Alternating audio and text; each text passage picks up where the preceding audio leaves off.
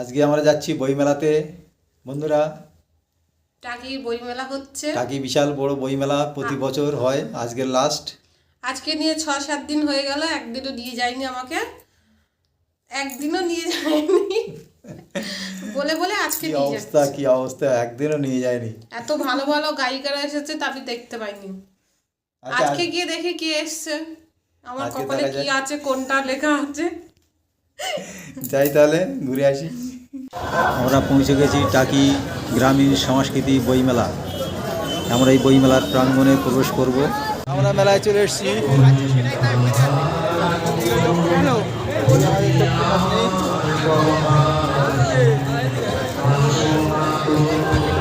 টাকি গ্রামীণ মেলা। আমরা ধীরে ধীরে মেলা প্রাঙ্গণের দিকে প্রবেশ করলাম।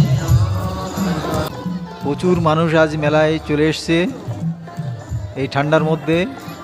আজ মেলার লাস্ট দিন, ওই জন্য প্রচুর মানুষ আজকের মেলার প্রাঙ্গণে চলে এসছে। এখানে নানান ধরনের দোকান বসেছে। এবার আমরা দেখতে দেখতে এগোচ্ছি। কত সুন্দর সুন্দর জিনিস এখানে সাজানো আছে। যার যেটা প্রয়োজন সে সেখান থেকে এটা সংগ্রহ করছে।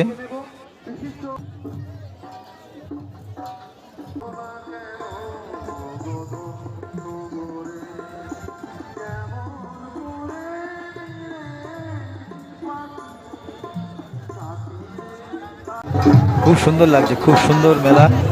কত মানুষের ভিড়, এই দেখুন প্রচুর মানুষ। এই সুন্দর ঠান্ডার মধ্যে এত মানুষ, সুন্দর পরিবেশ। মানুষ মনের খুব আনন্দে ঘুরে বেড়াচ্ছে ভেতরে।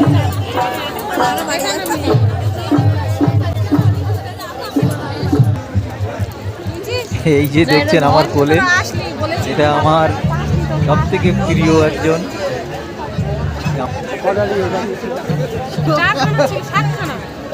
আমার নাতনি মেলায় করলাম। এই যে সব এই যে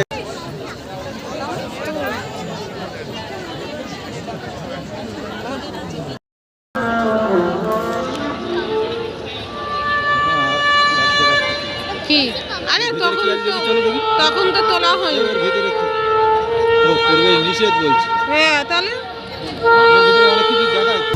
বইমেলা কমিটির সম্পাদক মণ্ডলীর পক্ষ থেকে অন্যতম সম্পাদক হিসেবে আমার অনন্য শুভেচ্ছা, অভিনন্দন ও অভিবাদন। গত 14 ডিসেম্বর প্রতি বছরের মতো এবছরেও সকলের সহযোগিতা ও উৎসাহকে সঙ্গে নিয়ে আমরা শুরু করেছিলাম। সম্মানীয় প্রাক্তন পৌরপ্রধান শ্রী দিলীপ বন্দ্যোপাধ্যায়